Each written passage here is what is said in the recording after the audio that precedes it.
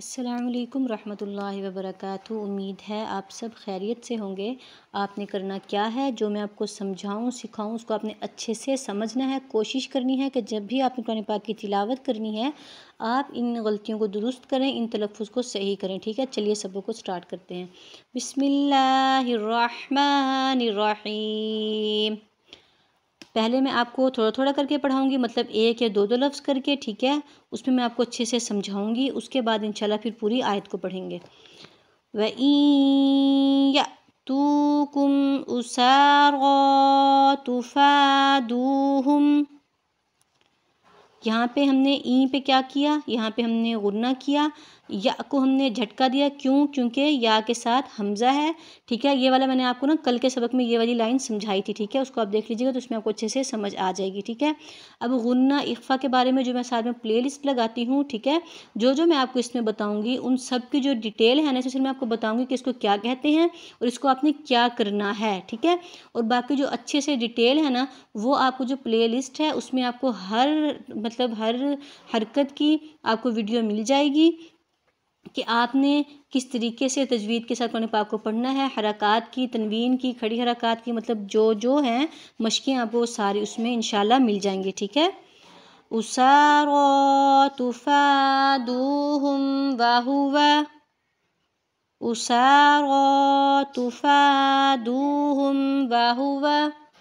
محرم علیکم اخراجہم۔ ہا کو آپ نے جب بھی پڑھنا ہے حلق میں سے نکالنا ہے، ٹھیک ہے۔ اس لائن کی آپ کو پوری ڈیٹیل کل والے سبق میں انشاءاللہ مل جائے گی، ٹھیک ہے۔ افتؤمنون ببعض الکتاب، افتؤمنون۔ اب دیکھیں میں نے آپ کو یہاں پہ بھی بتایا ہے کہ کسی بھی حرف کے ساتھ اگر حمزہ آئے گا تو آپ اس کو جھٹکا دے کر پڑھیں گے، ٹھیک ہے۔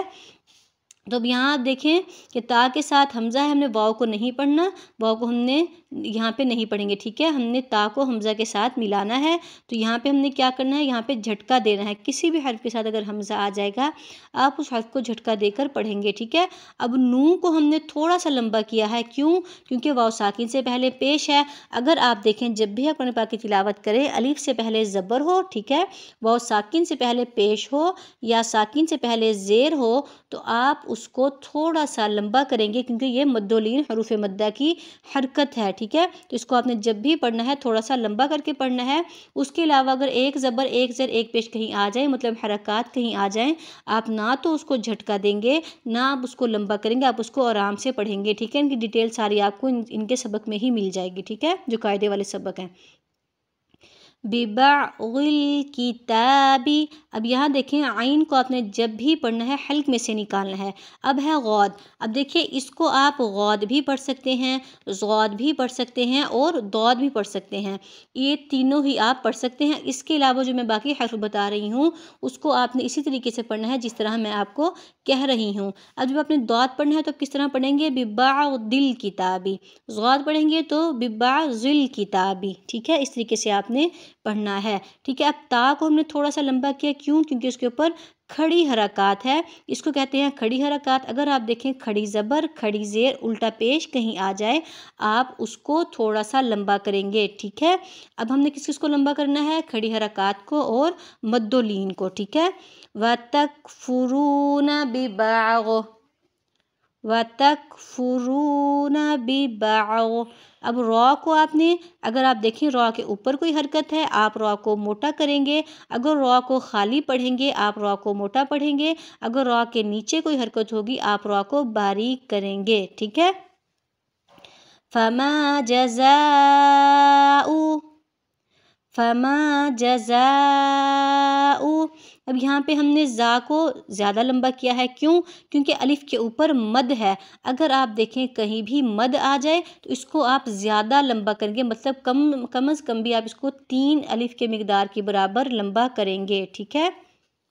مَن يَفْعَلُ ذَلِكَ، من یفعل ذالک، ذال کو آپ نے جب بھی پڑھنا ہے نرمی کے ساتھ پڑھنا ہے، مطلب ذال اور زا کی آواز میں آپ نے فرق کرنا ہے۔ فرق کیا کرنا ہے؟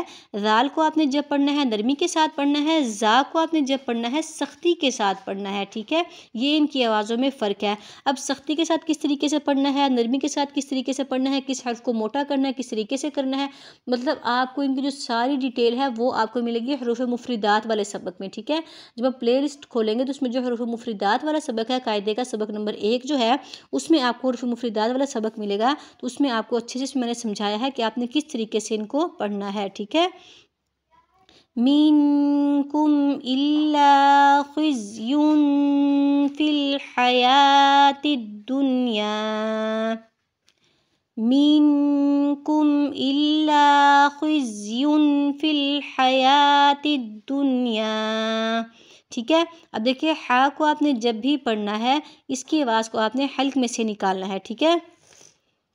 وَيَوْمَ الْقِيَامَةِ، وَيَوْمَ الْقِيَامَةِ، اس والے قوف کو آپ نے جب بھی پڑھنا ہے موٹا کرنا ہے، اس والے قوف کو آپ نے موٹا کرنا ہے، اور اگر یہ والا کاف کہیں آئے گا اس کو آپ نے باریک کرنا ہے، یہ ان دونوں کی آوازوں میں فرق ہے، ٹھیک ہے؟ يُرَدُّونَ إِلَىٰ أَشَدِّ الْعَذَابِ، يُرَدُّونَ إِلَىٰ أَشَدِّ الْعَذَابِ، ٹھیک ہے؟ اب با پہ ہم نے کیا کیا، یہاں پہ ہم نے قلقلہ کیا۔ اگر آپ دیکھیں کہ قوف، قا، با، جیم، دال کہیں آ رہے ہوں، ان کے اوپر جزم ہو، مطلب وہ حرف ساکن ہو جائیں گے، تو اس کو وہاں پہ آپ نے قلقلہ کرنا ہے، یا اگر یہ پانچوں حرفوں میں سے کوئی ایک حرف ایسے جیسے آیت کے درمیان میں وقف ہے تو ایسے آیا ہے، آخر والا حرف ان پانچوں حرفوں میں سے کوئی ایک ہونا چاہیے، پھر آپ قلقلہ کریں گے، یا یہ حرف آیت کے آخر والا جو حرف ہوتا ہے جہاں پہ آیت ختم ہوتی ہے وہاں پہ یہ والا حرف آ جائے پھر آپ قلقلہ کریں گے، مطلب ان کو ہلا کر پڑھیں گے، اس کے علاوہ آپ قلقلہ نہیں کریں گے، ٹھیک ہے؟